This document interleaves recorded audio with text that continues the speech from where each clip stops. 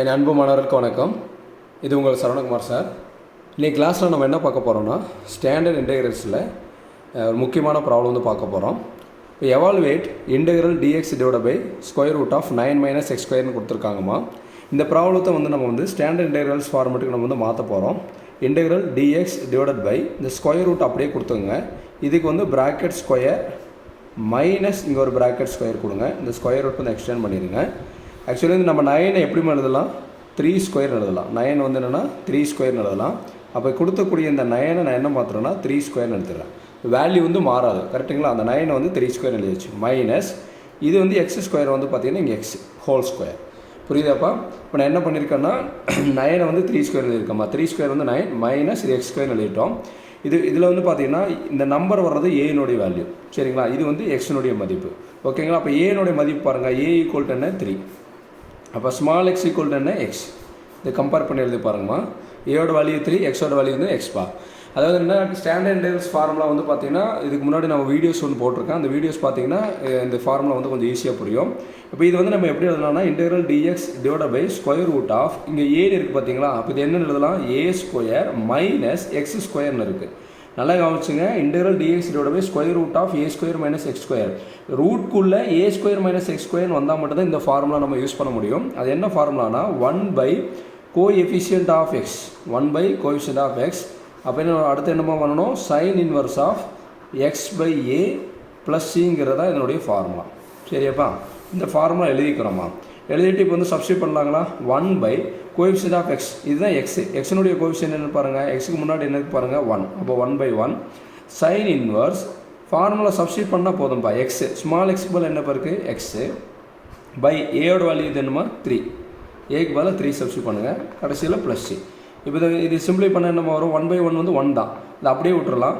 அடுத்து என்ன இருக்குது, sign inverse of x/3 + c. இதுதான் இந்த ப்ராப்ளத்தினுடைய ஆன்சர், கொடுத்தக்கூடிய கிவன் ப்ராப்ளத்தினுடைய ஆன்சர். சரியாம்மா? இப்போ இன்னொரு ப்ராப்ளம் பார்க்கலாம்.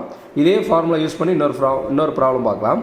Integral dx divide by square root of இப்போ 11 - 12x² கேட்குறான்னு வைங்களேன். எப்படி 11 - 12x² கேட்குறாங்கன்னு வைங்களேன்.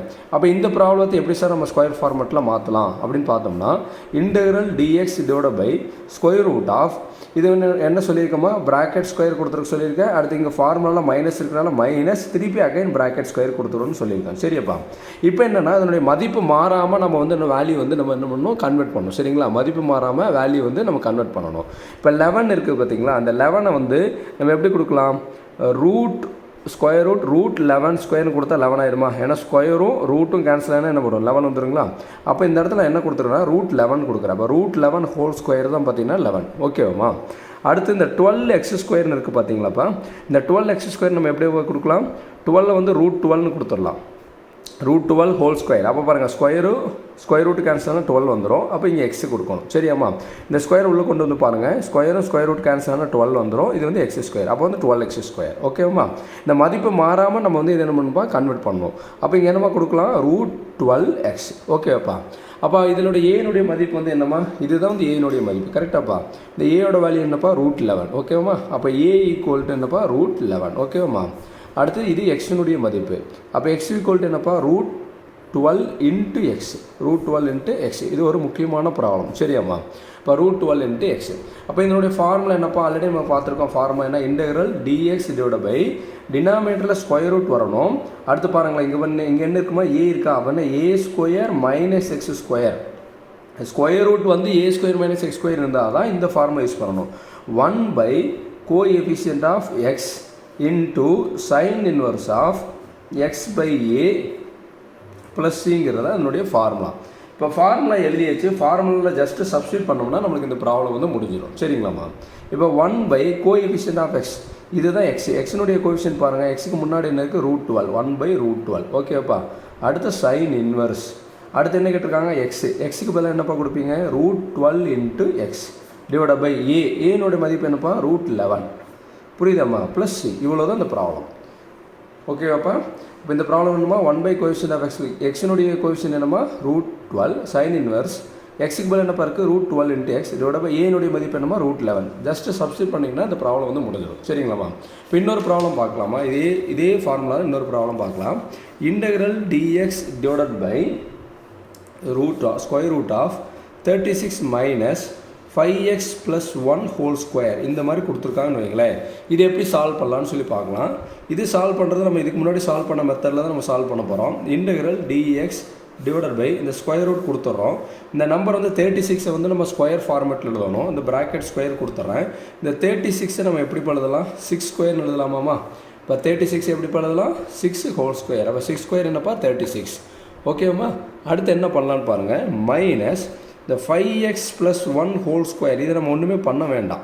ஏன்னா ஆல்ரெடி அவங்களே வெளியே தான் ஸ்கொயர் கொடுத்துருக்குறாங்க. அதனால் நம்ம ஸ்கொயரை வந்து நம்ம ஒன்றுமே பண்ண வேண்டாம். சரியாம்மா? இப்போ இது பார்க்கும்போது என்ன, வெறும் நம்பர் மட்டும் இருக்கிறது தான் ஏனுடைய மதிப்பு. அப்போ ஏனுடைய மதிப்பு என்னப்பா? இங்கே 6. அப்போ ஏயோட வேல்யூ என்ன? இங்கே 6. ஓகேம்மா? அந்த ஸ்கொயரை விட்டுட்டு எழுதுங்கப்பா. இதுதான் ஸ்மால் எக்ஸினுடைய மதிப்பு. அப்போ ஸ்மால் எக்ஸினுடைய வேல்யூ என்னம்மா? 5x + 1 தான் ஸ்மால் எக்ஸினுடைய மதிப்பு. ஓகேப்பா? இப்போ எழுதுனதுக்கப்புறம் நம்ம என்னம்மா பண்ணுவோம்? ஃபார்முலா எழுதுவோமா? ஃபார்முலா எப்படி எழுதலாம்? இன்டெக்ரல் dx டிவைடட் பை இது பாருங்கள் என்ன இருக்குது? Square root. அடுத்துங்க பாருங்கள் ஏ இருக்காங்க, a square minus x square. இப்படி இருந்ததுன்னா ஃபார்முலா என்னென்ன? 1 பை கோஎஃபிஷியன்ட் ஆஃப் x. அடுத்து என்ன வரும்? Sine inverse of x by a plus சிங்கிறது தான் இதோடைய ஃபார்முலா. புரியுதாம்மா?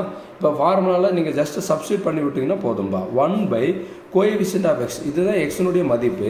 இந்த எக்ஸுக்கு முன்னாடி என்ன இருக்குது பாருங்கள்? 5. அப்போ வந்து எக்ஸுக்கு முன்னாடி இருக்குது 5. அதை கொடுக்கணும். ஓகேவாம்மா? அடுத்து என்ன இருக்குது ஃபார்முலாவில்? சைன் இன்வர்ஸ் எக்ஸுக்கு பதில் என்ன கொடுத்துருக்காங்க? எக்ஸுக்கு பதில் என்ன கொடுத்துருக்காங்கம்மா? 5x + 1.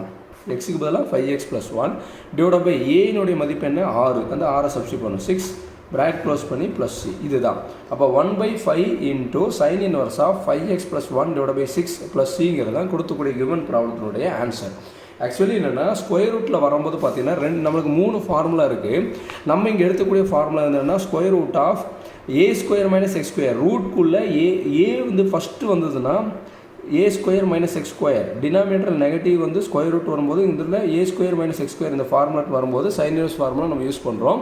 இங்கே மாறி வந்துச்சுன்னா வேறு ஃபார்முலா நம்ம லாகரிதமிக் ஃபார்முலா யூஸ் பண்ணுவோம். அது அந்த என்ன ப்ராப்ளம் என்ன ஃபார்முலா யூஸ் பண்ணுறோங்கிறத நான் வந்து நெக்ஸ்ட் கிளாஸ் வீடியோஸில் வந்து உங்களுக்கு போடுறோம். தேங்க்யூப்பா.